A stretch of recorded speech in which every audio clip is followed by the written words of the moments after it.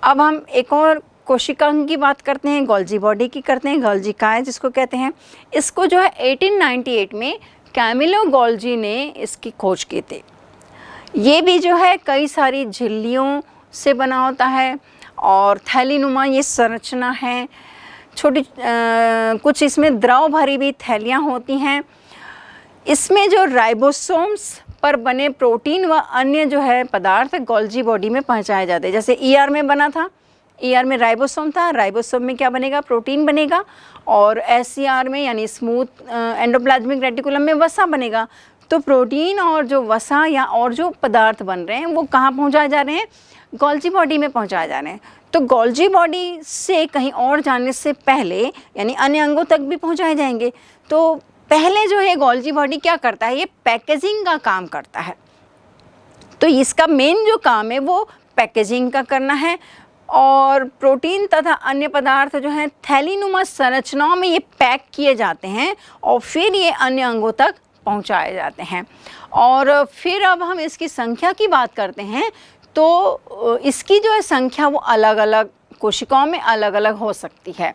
लेकिन जहाँ पदार्थ जहाँ स्रवित होते हैं, ज़्यादा स्रवित करने वाले पदार्थ की जो ऐसी कोशिकाएं हैं उसमें जो है इसकी संख्या वो ज़्यादा होती है।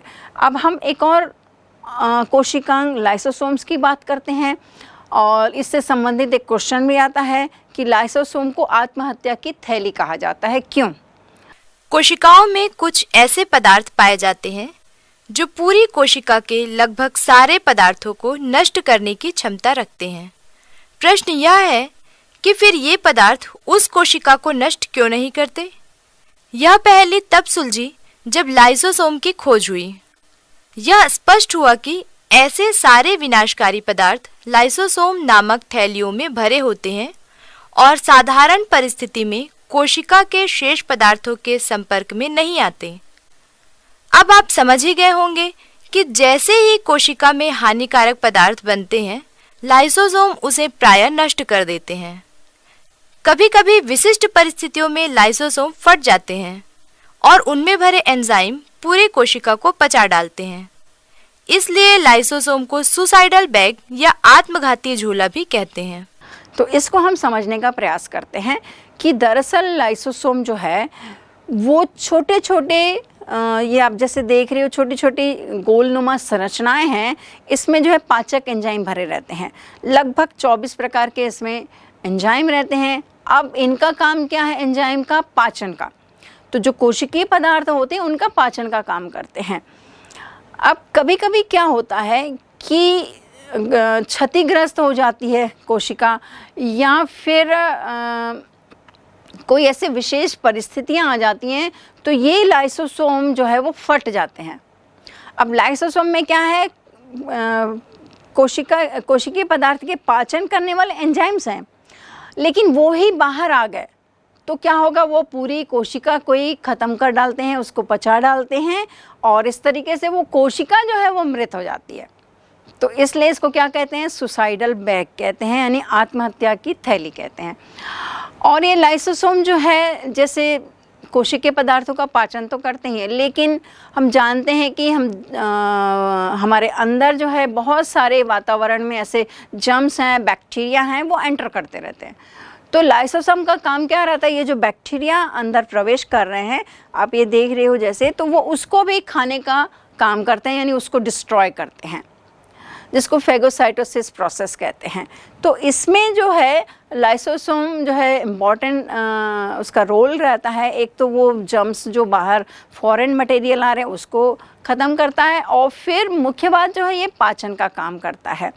तो इस तरीके से ये कोशिका के बाहर जो आ रहा है वो पदार्थ उसको भी ख़त्म करता है, और यदि कोई बाहरी मटेरियल आ गया, फॉरेन मटेरियल आ गया, तो उसको भी ख़त्म करता है। अब हम एक और कोशिकांग वैक्यूल की बात करते हैं, यानी रिक्तिका की बात करते हैं। तो हमने जब पादप कोशिका और जंतु कोशिका में अंतर जब देख रहे थे, तब हमने देखा था कि पादप कोशिका में ये जो वैक्यूल है वो कैसे रहती है, बड़ी साइज़ की रहती है, और जंतु कोशिका में ये बहुत छोटी छोटी रहती हैं। तो असल में ये जो वैक्यूल्स हैं या रिक्तिकाएँ हैं, एक अर्धपारगम्य झिल्ली से घिरी रहती हैं, जिसको हम टोनोप्लास्ट कहते हैं, और इसके अंदर जो एक द्रव्य भरा रहता है सेल्सेप जिसको कहते हैं, और इस द्रव्य में जो लिक्विड पदार्थ है इसमें क्या क्या रहेगा, इसमें पानी रहेगा, लवण रहेगा, अमीनो एसिड रहेगा, कार्बोहाइड्रेट्स रहेंगे, कुछ उत्सर्जी पदार्थ भी रहते हैं। इसके बाद हम जो बात करते हैं इसके कार्य की करते हैं, ये भोजन के पाचन और उत्सर्जन कार्य से संबंधित रहता है और ये पदार्थों के संग्रहण का भी कार्य करता है। तो अभी तक हमने जितनी भी बात की है ये सब हमने एंडोमेम्ब्रेन सिस्टम के अंतर्गत आने वाले कोशिकांगों की बात की। हमने जैसे पहले देखा प्लाज्मा झिल्ली थी यानी प्लाज्मा मेम्ब्रेन, सेल वॉल की बात की, हमने लाइसोसोम की बात की, एंडोप्लाज्मिक रेटिकुलम की बात की, केंद्रक झिल्ली की बात की। तो इस तरीके से ये जो झिल्ली से बना जो सिस्टम है एंडोमेम्ब्रेन सिस्टम है, अब इसमें कार्य किस तरीके से होगा सुचारू रूप से, इसको हम एक उदाहरण से समझते हैं। जैसे कि सबसे पहले जो हम बात कर रहे हैं कि प्रोटीन बना, तो प्रोटीन कहाँ पर बनेगा, राइबोसोम में बनेगा। तो राइबोसोम पहले कहाँ जुड़ेगा, एंडोप्लाज्मिक रेटिकुलम से जुड़ेगा। जो ये केंद्रक के पास आप देख रहे हो एंडोप्लाज्मिक रेटिकुलम, हमने इसकी पहले भी बात की थी कि RER यानी रफ एंडोप्लाज्मिक रेटिकुलम जिसमें राइबोसोम्स जुड़े रहते हैं। तो राइबोसोम्स में सबसे पहले क्या बना, प्रोटीन बना। अब ये प्रोटीन जब बन गया तो ये एंडोप्लाज्मिक रेटिकुलम की जो गुहा है, अंदर की जो कैविटी है, उसमें ये अंदर की तरफ आ जाता है, अंदर में प्रवेश कर लेते हैं। अब यहाँ पर जो ये बने पदार्थ हैं छोटी छोटी थैलियों में भरे जाते हैं और ये कहाँ पहुँचाए जाएंगे, गोल्जी बॉडी तक पहुँचाए जाएंगे। अब गोल्जी बॉडी में भी ये जो प्रोटीन और कुछ अन्य पदार्थ जो हैं ये भी थैलियों में भरे जाते हैं। यहाँ पैकेजिंग का काम किया जाता है। हमने पहले भी बताया था कि गोल्जी बॉडी जो है उसका मुख्य काम क्या है, पैकेजिंग का। जैसे आप देखते हैं कि कोई किसी को हमें गिफ्ट देना रहता है, कोई बहुत ही कॉस्टली या ग्लास का जैसे गिफ्ट है, तो उसको किस वेल तरीके से वो पैकेजिंग की जाती है ताकि वो टूटे ना, है ना, बहुत अच्छे तरीके से। इस तरीके से यहाँ जो है इस तरीके से पैकेजिंग की जाती है। यहाँ टूटने का मामला नहीं है, लेकिन ज़्यादा से ज़्यादा प्रोटीन और अन्य पदार्थों को भरा जाता है ताकि ज़्यादा से ज़्यादा प्रोटीन या जो थैलियों के रूप में वो अन्य जगह तक पहुँचाए जाएँ। तो अब ये जब थैलियाँ बन जाती हैं तो अन्य जगहों तक पहुँचाई जाती हैं। कहाँ पर, जहाँ पर इसकी ज़रूरत है। जैसे प्लाज्मा झिल्ली है, केंद्रक झिल्ली है, जहाँ पर झिल्लियाँ बनने का काम हो रहा है या फिर इनके मरम्मत का काम हो रहा है। क्योंकि हम जानते हैं कि जो भी प्लाज्मा मेम्ब्रेन है, जिसमें जो कोशिकांग के चारों ओर की जो झिल्ली है वो कोशिका झिल्ली ही रहती है और वो किससे बनी होती है, प्रोटीन से बनी होती है और वसा से बनी होती है। तो ये प्रोटीन जो है इस माध्यम से वहाँ तक पहुँचाया जाता है जहाँ ये बनने का काम होता है या फिर मरम्मत का काम होता है। तो इस तरीके से हमने इसका कार्य को देखा। अब जो है ये किस तरीके से ये सहायता करती है, तो जहाँ मरम्मत भी हो रहा है और जहाँ ये झिल्लियाँ बन भी रही हैं। तो बच्चों अभी तक हमने एंडोमेम्ब्रेन सिस्टम यानी अंतःझिल्ली तंत्र से बने कोशिकांगों की बात की थी। अब हम ऐसे कोशिकांगों की बात करेंगे जो अंतःसहजीविता से बने हों। वे जो हैं माइटोकॉन्ड्रिया और प्लास्टिड यानी लवक हैं। ये ऐसे दो कोशिकांग हैं जो अंतःसहजीविता से बने हैं। अब सबसे पहले हमें यह समझना होगा कि सहजीविता क्या है। तो सहजीविता का जो मतलब है, जिसको सिम्बायोसिस कहते हैं, कि दो कोई भी जीव आपस में किसी पारस्परिक लाभ के लिए जो है वो एक दूसरे से संबंध बनाते हैं। वो आंतरिक संबंध होता है और एक दूसरे पर ये निर्भर रहते हैं। तो उसको हम कहते हैं सिम्बायोसिस या सहजीविता।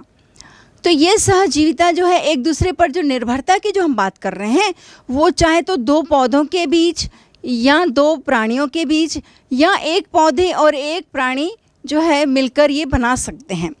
तो जैसे हमने आपको याद होगा जो पहला अध्याय है उसमें हमने लाइकेन की बात की थी। लाइकेन जो है एक तरह का सहजीविता से बने जीव हैं जो एक कवक और एक शैवाल दो जीवों से मिलकर वो बना रहता है। वो आपस में क्यों एक दूसरे के साथ रहते हैं? क्योंकि दोनों को इसमें किसी न किसी तरह से लाभ होता है। ऐसे ही एक राइजोबियम बैक्टीरिया है जिसके बारे में भी आप जानते हैं। वो राइजोबियम बैक्टीरिया जो है वो जो फलीदार पौधे होते हैं यानी दालें वाले जो पौधे होते हैं उनकी जड़ों में ये जो है नोड्यूल्स यानी गांठों के रूप में रहते हैं। अब इनका फ़ायदा क्या होता है कि बैक्टीरिया को वहाँ पर जगह मिल जाती है रहने के लिए, जैसे हम इसमें देख रहे हैं। और पौधे को क्या मिलता है, पौधे जो फलीदार पौधे होते हैं उसमें नाइट्रोजन जो है वो बहुत ज़्यादा मात्रा में लगता है। तो वो एटमॉस्फेयर की जो नाइट्रोजन है वो सीधे जो है वो नहीं ले पाते हैं, उसके वो यौगिकों के रूप में लेते हैं।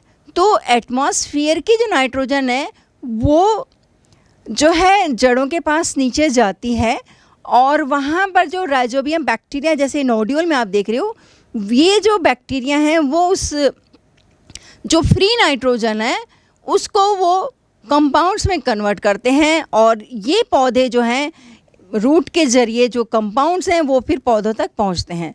तो इसका मतलब क्या हुआ कि पौधों को क्या मिल गया, वो नाइट्रोजन उसके कंपाउंड्स मिल गए और बैक्टीरिया को क्या मिला, वो उसका रहने की जगह मिल गई। तो इसी तरह से ये सहजीविता जो है दो जीवों के बीच पारस्परिक संबंध होता है और ये किसी न किसी लाभ के लिए होता है।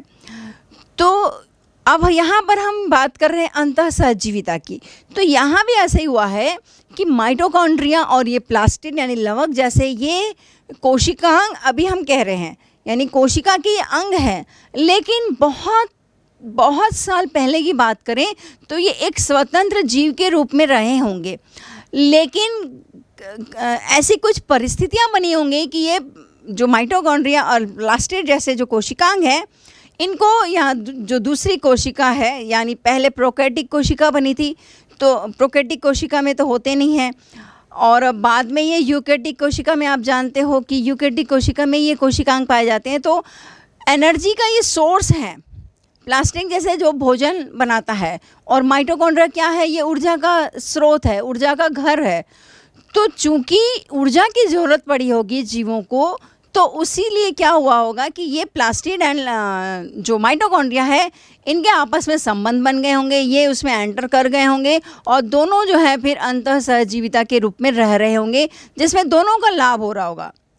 तो प्राचीन काल में ऐसा हुआ, लेकिन अभी क्या हुआ, वो एक कोशिकांग का हिस्सा, एक कोशिका का हिस्सा बन गए। तो ऐसे हम अभी माइटोकॉन्ड्रिया और प्लास्टिड की बात करें तो सबसे पहले माइटोकॉन्ड्रिया जो है वो उसका शेप साइज़ की बात करें तो गोल हो सकता है, छड़नुमा हो सकता है, शाखित हो सकता है। और यदि हम इसके संख्या की बात करें, हमने जैसे पहले भी बात की थी कि किसी भी कोशिका के कोशिकांग जो हैं वो उसके वहाँ की ज़रूरत के हिसाब से ही उसकी संख्या में पाए जा सकते हैं या फिर वो प्रेजेंट हो भी सकते हैं और नहीं भी हो सकते हैं। तो माइटोकॉन्ड्रिया जैसे हम इसको powerhouse of the cell कह रहे हैं यानी ऊर्जा घर है, क्योंकि ये श्वसन प्रक्रिया से संबंधित होता है। ये आप उच्च कक्षाओं में पढ़ेंगे कि कैसे श्वसन प्रक्रिया में जो है माइटोकॉन्ड्रिया की भूमिका रहती है और उसमें श्वसन प्रक्रिया के दौरान जो है वो ऊर्जा बनती है जिसको हम एटीपी कहते हैं। एटीपी यानी एडिनोसिन ट्राइफॉस्फेट कहते हैं और एटीपी के रूप में जो है माइटोकॉन्ड्रिया में ऊर्जा जो है वो संचित रहती है, जिसको एटीपी को हम ऊर्जा मुद्रा भी कहते हैं, एनर्जी करेंसी भी कहते हैं। चूँकि ये ऊर्जा का स्रोत है तो अब मान के चलिए कि जिन कोशिकाओं में मतलब जो ऐसे अंग हैं जहाँ पर बहुत ज़्यादा ऊर्जा की ज़रूरत है तो वहाँ पर इनकी संख्या निश्चित रूप से ज़्यादा होगी। तो इनकी संख्या जो है वो 100 से लेकर 1000 तक हो सकती है। तो इसका एक एग्जाम्पल देते हैं कि स्तनधारी की जो लिवर सेल्स होती हैं यानी यकृत कोशिकाएँ होती हैं, उसमें यदि वो जो पूरी कोशिकाएँ हैं उसके यदि माइटोकॉन्ड्रिया को मिला दिया जाए तो वो कोशिका का 10 से 20% भाग जो है वो घेर लेता है, माने इतनी ज़्यादा माइटोकॉन्ड्रिया जो है उस कोशिका में पाई जाती है। अब चूँकि हमने ये बात की कि ये श्वसन क्रिया में महत्वपूर्ण है और ऊर्जा का ये स्रोत है, तो इससे संबंधित आपको क्वेश्चन भी आते हैं कि माइटोकॉन्ड्रिया का काम क्या है, उसकी संरचना क्या है। और महत्वपूर्ण बात जो है एक और भी क्वेश्चन आता है कि माइटोकॉन्ड्रिया में उसका अपना डीएनए होता है। डीएनए जो है वो एक जेनेटिक पदार्थ है यानी हमने बात क्या की थी कि केंद्रक होता है कोशिका का, कोशिका के केंद्रक में डीएनए यानी जेनेटिक पदार्थ यानी आनुवंशिक पदार्थ होता है।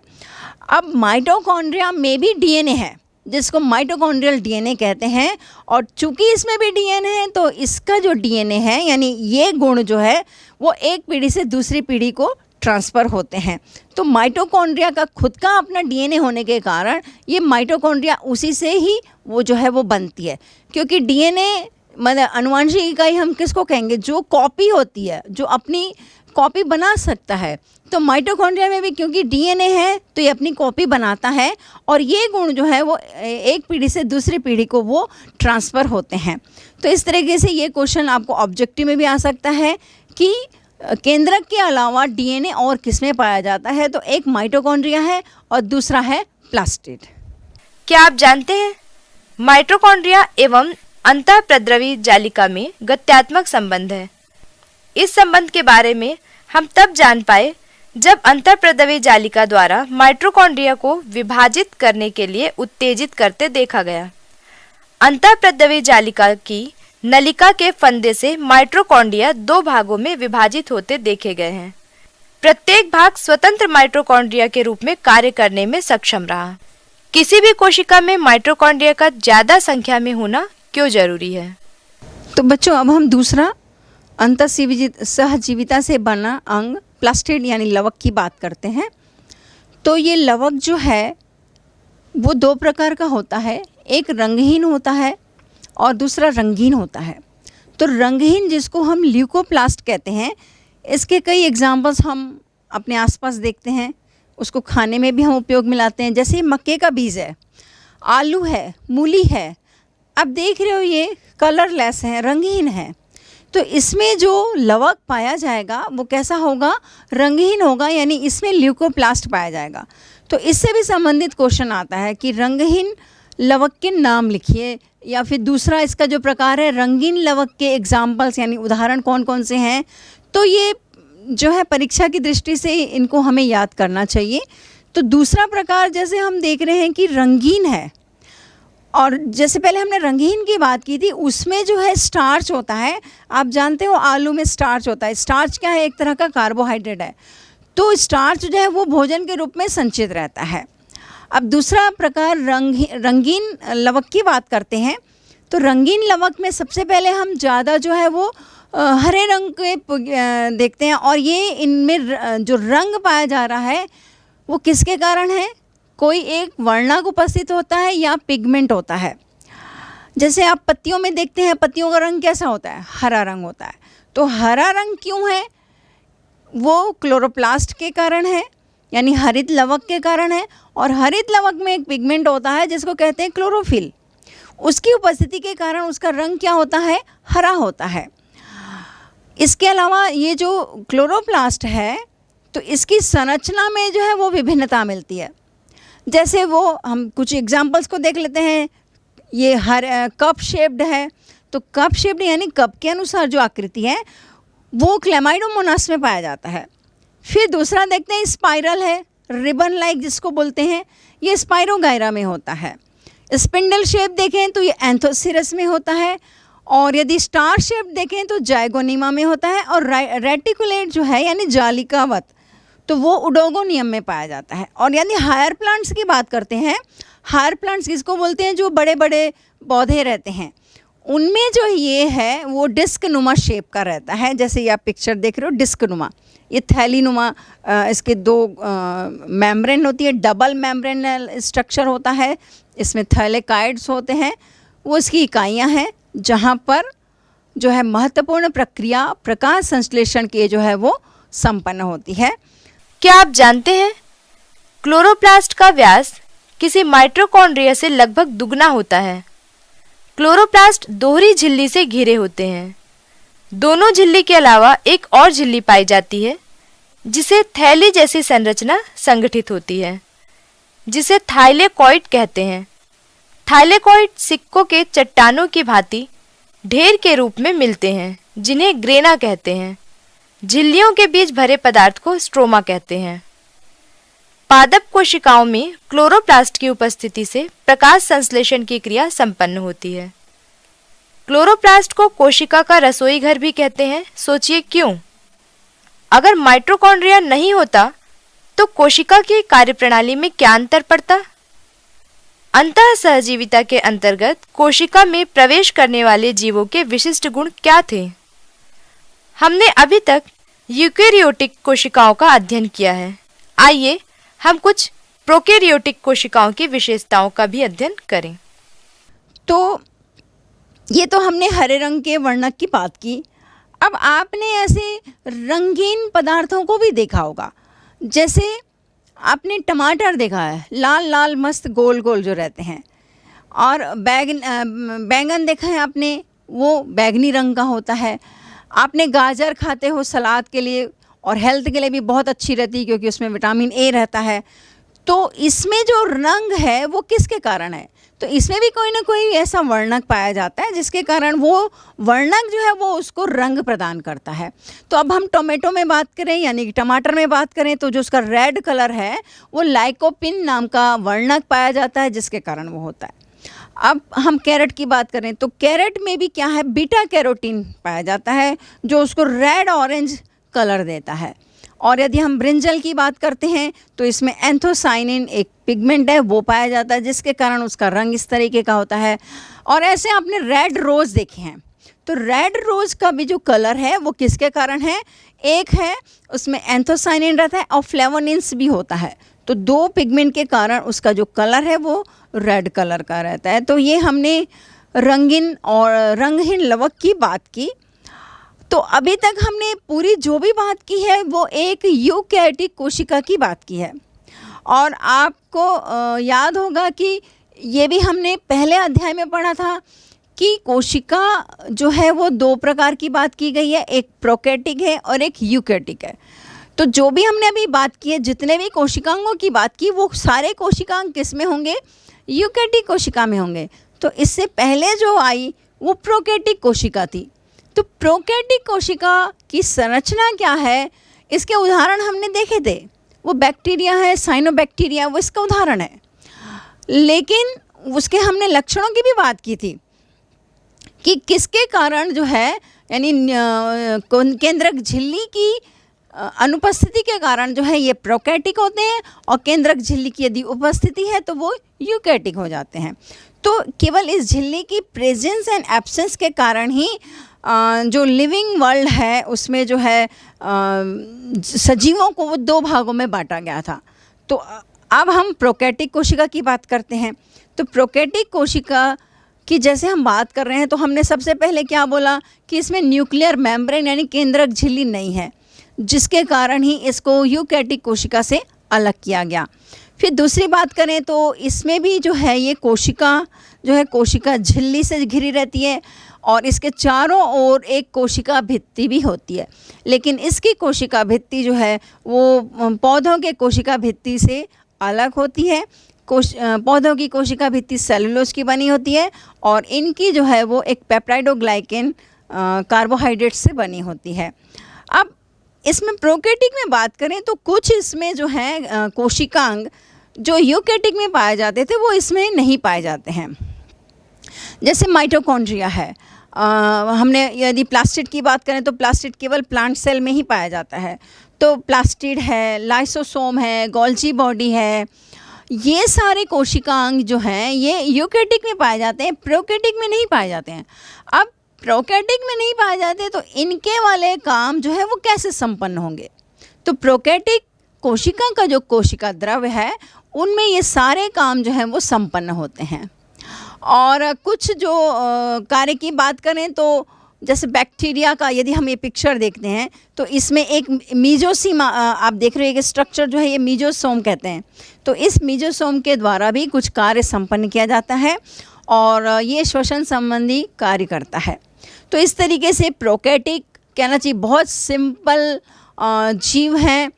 बहुत पहले यानी जो लाइफ जब ओरिजिन हुई तो उसमें ये पहले प्रोकैरियोटिक ही आए थे, उसके बाद ही एडवांस यूकैरियोटिक आए। तभी तो हमने बात की ना कि प्रोकैरियोटिक में एनर्जी की एंड फूड सोर्सेज की कमी हो गई होगी, इसलिए जो है माइटोकॉन्ड्रिया एंड प्लास्टिड जो है इसके अंदर में आ गए, मतलब ये साथ में ये एक दूसरे के साथ रहने लगे और एक दूसरे की ज़रूरतों को पूरा करने लगे, और बाद में ये माइटोकॉन्ड्रिया प्लास्टिड जो है वो उसी का ही अंग बन गए। तो ये यूकैरियोटिक कोशिका में हुआ। अब इसके यानी जेनेटिक मटेरियल की बात करते हैं, यानी अनुवांशिक पदार्थ भी है इसमें प्रोकैरियोटिक कोशिका में। तो आप जैसे देख रहे हो इसमें चूंकि केंद्रक झिल्ली नहीं है तो ये बिखरा हुआ रहता है, और ये आप देख रहे हो वृत्ताकार होता है या ऐसे पूरा स्कैटर्ड फैला हुआ रहता है। और एक और मुख्य बात है इसमें राइबोसोम। राइबोसोम तो यूकैरियोटिक कोशिका में भी होता है, लेकिन प्रोकैरियोटिक कोशिका में भी होता है, लेकिन उसके साइज में फ़र्क रहता है। इसमें 70S एस जो है वो एक सेडिमेंटेशन यूनिट है, उसको मेज़र किया गया है, तो उस 70S का रहता है प्रोकैरियोटिक कोशिका में, और यूकैरियोटिक कोशिका में जो है 80S का होता है। तो राइबोसोम दोनों में ही पाया जाता है, लेकिन उसके साइज़ की फ़र्क रहती है। तो इस तरह से यदि हम ये बात कर रहे हैं कि प्रोकैरियोटिक कोशिका की, तो इसके एग्जाम्पल्स भी यदि आपको पूछे जाते हैं कि प्रोकैरियोटिक कोशिका कौन से जीवों में पाई जाएगी, तो उसके एग्जाम्पल्स जो हैं बैक्टीरिया हैं और साइनोबैक्टीरिया हैं। तो इस तरीके से ये हमने कोशिका की बात की, कोशिका की संरचना की बात की, और एक और प्रश्न की दृष्टि से देखा जाए तो इनमें दोनों में अंतर भी पूछता है कि प्रोकैरियोटिक एंड यूकैरियोटिक कोशिका में अंतर क्या है। तो आप बहुत आसानी से दोनों के अंतर को बता सकते हैं। हमने पहला ही अंतर क्या बोला कि प्रोकैरियोटिक में क्या होता है, न्यूक्लियर मेम्ब्रेन नहीं पाई जाती है, यूकैरियोटिक में क्या होता है, ये पाई जाती है। कुछ कोशिकांगों की बात कर लेते हैं, जैसे माइटोकॉन्ड्रिया है वो प्रोकैरियोटिक में नहीं है, तो वो उसमें यूकैरियोटिक कोशिका में उपस्थित है। यदि हम लाइसोसोम की बात करें या गोल्जी बॉडी की बात करें तो वो आपका प्रोकैरियोटिक में अनुपस्थित है और उसमें वो उपस्थित है। अगर राइबोसोम की बात करें तो इसमें 70S टाइप का है और उसमें 80S टाइप का है। तो इस तरीके से बहुत आसानी से आप जो है इन दोनों को अंतर कर सकते हैं और समझ के आधार पर आप बता सकते हैं। और यदि चाहे तो एक और अंतर में एग्जाम्पल जो है आप बता सकते हैं कि इस प्रोकैरियोटिक का एग्जाम्पल जो है बैक्टीरिया साइनोबैक्टीरिया है, और उसमें तो आप बहुत सारे कोई भी एग्जाम्पल्स दे सकते हैं। अमीबा, पैरामीशियम, यूग्लिना आप दे सकते हैं। अब हम बात करेंगे कि कोशिका थ्योरी की, यानी सेल थ्योरी की।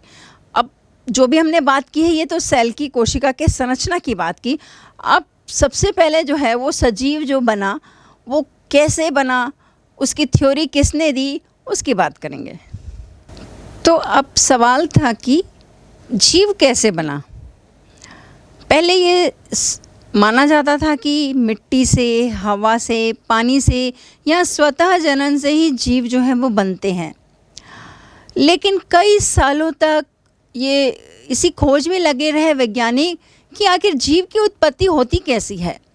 तो लगभग 200 साल पहले जो है कुछ वैज्ञानिकों के प्रयास की यदि हम बात करें, जैसे मैथियस जैकब श्लीडन है, थियोडोर श्वान है एंड रुडोल्फ विर्चो, इन्होंने काफ़ी ज़्यादा कोशिका का गहन अध्ययन किया, और अध्ययन के दौरान जो है उन्होंने कई सारी बातें सामने रखी कि जीव का शरीर जो है आखिर वो संगठित कैसे होता है।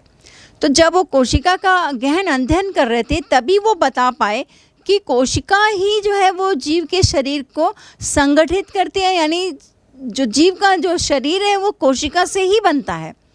तो इस तरीके से श्लीडन, श्वान एंड रुडोल्फ विर्चो के प्रयासों से एक महत्वपूर्ण सिद्धांत बना जिसको कोशिका सिद्धांत कहते हैं। और ये कोशिका सिद्धांत की यदि मुख्य बातें करें तो वो क्या क्या हैं इसको हम देखते हैं। और ये भी एक महत्वपूर्ण क्वेश्चन होता है जो ये आता है, और साथ में ये भी आता है कि इसको किसने दिया था, यानी कोशिका सिद्धांत का प्रतिपादन जो है किस वैज्ञानिक ने दिया। तो हम दो की बात तो करते हैं, लेकिन साथ में एक और वैज्ञानिक भी इसमें शामिल थे जो थे रुडोल्फ विर्चो। तो अब कौन कौन सी मुख्य बातें हैं उसको हम देखते हैं। तो पहला जो बात है वो सभी सजीव जो है कोशिकाओं के समूह और अंतःकोशिकीय पदार्थ से बने होते हैं।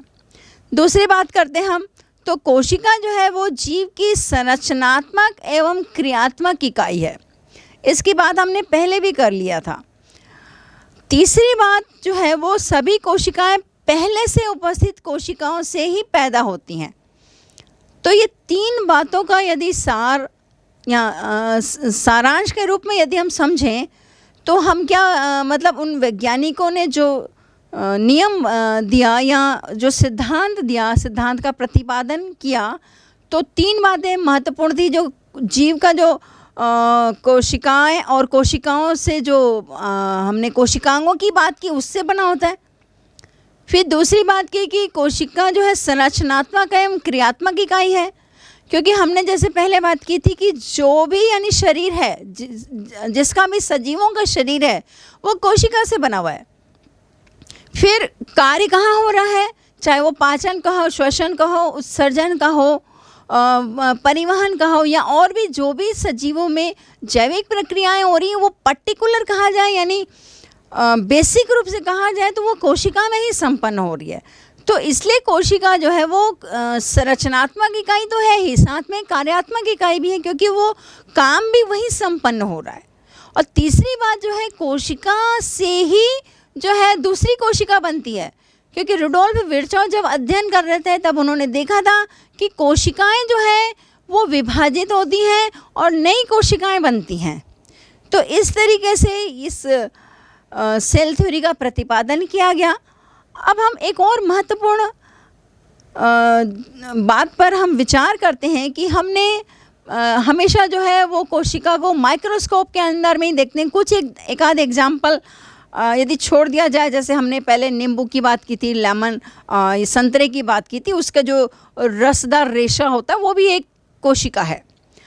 ये एक आध एग्जाम्पल के अलावा यदि हम बात करें तो कोशिकाएं हमेशा क्या होती हैं, छोटी होती हैं, बड़ी क्यों नहीं होती? क्या हम इस पर विचार करते हैं कभी? इसको भी हमें समझना जरूरी है। तो चूंकि जो भी पदार्थों का जो आवागमन होता है, पदार्थ कौन से हो सकते हैं?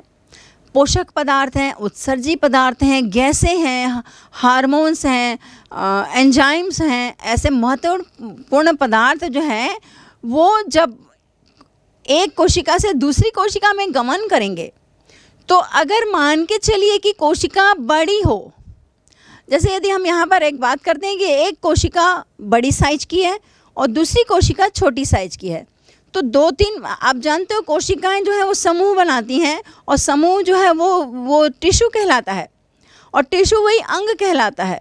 तो क्योंकि ये यहाँ पर समूह में हैं कोशिकाएं, तो यदि हम 4-5 यदि कोशिकाएं यदि इकट्ठे बना रहे हैं और बड़ी साइज की बना रहे हैं और दूसरी बना रहे हैं छोटी साइज की, तो इसमें जो हमने रेडियस की यदि बात करें तो एक कोशिका से दूसरी कोशिका तक पहुँचने में किसी भी पदार्थ को क्या लगेगा, ऊर्जा भी लगेगी और समय भी लगेगा। तो ये पदार्थ वहाँ तक पहुँचने में क्या लगेगा, समय लग जाएगा। और यदि ये छोटी साइज की रहेंगी तो जल्दी से, बहुत शीघ्रता से एक कोशिका से दूसरी कोशिका में ये ट्रांसफ़र हो जाएगा। तो हर एक कोशिका को जो पोषक पदार्थ चाहिए, जो महत्वपूर्ण पदार्थ हैं, हार्मोन्स हैं, एंजाइम्स हैं, गैसेस हैं, ऑक्सीजन वगैरह है, वो चाहिए। तो जल्दी से जल्दी पहुंचने के लिए, यानी जिसमें ऊर्जा भी कम खपत हो और समय भी कम लगे, तो इसलिए जो है ये कोशिकाएं अक्सर छोटी होती हैं, बहुत ही छोटी होती हैं, माइक्रोस्कोपिक होती हैं, और इसको हम लोग एक गणित के जरिए समझते हैं। 6.9 कोशिकाएं अक्सर छोटी होती हैं, बड़ी नहीं, क्यों? Why are cells usually small? कोशिकाओं का आकार अक्सर इतना छोटा होता है कि बिना किसी आवर्धक उपकरण की मदद से इन्हें देख पाना संभव नहीं है। क्या आपने कभी सोचा है कि कोशिकाओं का आकार इतना छोटा क्यों होता है? अगर कोशिकाएं बड़ी होती तो क्या होता? आकार छोटा होने से कोशिकाओं को क्या-क्या लाभ होते हैं? हमने पढ़ा कि कोशिकाओं में विभिन्न पदार्थों जैसे पोषक पदार्थ, उत्सर्जी पदार्थ, विभिन्न गैसों आदि का आवागमन होता है। यह आवागमन कोशिका झिल्ली के सतही क्षेत्र से होता है। विभिन्न पदार्थों का आवागमन कम दूरी, कम समय में होता है, तो ऊर्जा भी कम खर्च होती है। यह तभी संभव है जब कोशिका का आकार छोटा हो। आइए इसे गणितीय रूप में समझने का प्रयास करें। यदि कोशिका गोल हो तो कोशिका का व्यास बढ़ाने से उसके सतही क्षेत्रफल में वर्गात्मक गुणक वृद्धि होती है तथा आयतन में घनात्मक गुणक वृद्धि होती है। सारणी अनुसार क्षेत्रफल एवं आयतन के अनुपात का संबंध। सारणी के आधार पर इन सवालों के उत्तर दें। यदि कोशिका का व्यास बढ़ रहा है तो कोशिका के आयतन एवं सतही क्षेत्रफल में क्या परिवर्तन हो रहा है? क्या सतही क्षेत्रफल एवं आयतन के अनुपात का कोशिका के व्यास से कोई संबंध है? यदि कोशिका का सतही क्षेत्रफल अधिक होगा तो बाहरी वातावरण में उपस्थित पदार्थों के कोशिका से संपर्क की मात्रा भी बढ़ जाएगी। कोशिका का आयतन बढ़ जाने पर जैविक क्रियाओं को संपन्न करने के लिए अधिक मात्रा में पोषक पदार्थों की आवश्यकता होगी। हमने पढ़ा भी है कि आकार में वृद्धि होने से आयतन की तुलना में सतही क्षेत्रफल में कम वृद्धि होती है। ऐसी स्थिति में कोशिका में पदार्थों के अंतर्ग्रहण की मांग सतह द्वारा पूरी नहीं हो पाएगी, वह जैविक क्रियाओं की गति धीमी हो जाएगी।